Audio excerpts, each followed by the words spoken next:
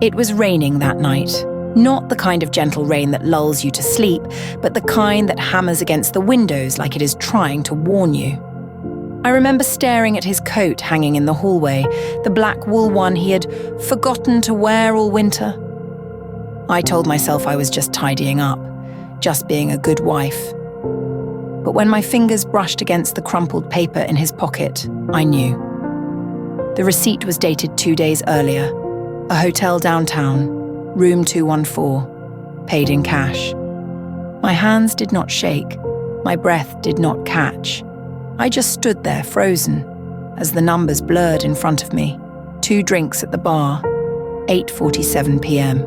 I could almost hear the ice clinking in his glass, see his smile, the same smile he had given me over dinner that night while he swore his meeting ran late.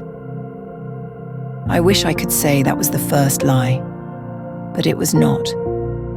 3 months earlier, I found a red scarf in his glove compartment. Silk. Too expensive to be mine.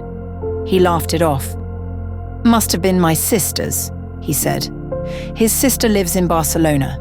Then came the passwords. His phone, his laptop, even his gym locker, all changed. Security upgrade, he called it. But security does not explain why he started showering the second he walked through the door. Why he would stare at his reflection in the mirror, adjusting his tie like he was rehearsing for a role. But that night, with the receipt burning in my palm, I could not pretend anymore. I drove, 30 miles through the storm, windshield wipers screaming. I parked across from the hotel, engine off, heart pounding louder than the rain. And then I saw them. He held the door open for her, a woman with long, dark hair, laughing as she tucked a strand behind her ear. His laugh echoed hers, warm, familiar, the same laugh he had used when he proposed to me on that freezing December night. I did not cry. Not then. I followed them inside. The elevator doors closed just as I reached them, but I caught a glimpse of her hand in his. Floor 2, room 214. The hallway smelled like bleach and cheap perfume. I stood outside the door listening to muffled voices, a clink of glasses, a giggle, then silence. I knocked. When he opened the door, his face did not even twitch. No guilt, no shock, just a blank stare like I was a stranger he had bumped into at the grocery store.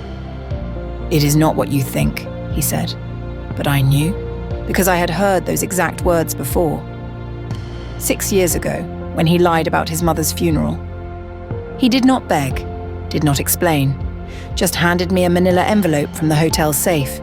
"You deserve to know," he said. Inside were photos, not of her, of them.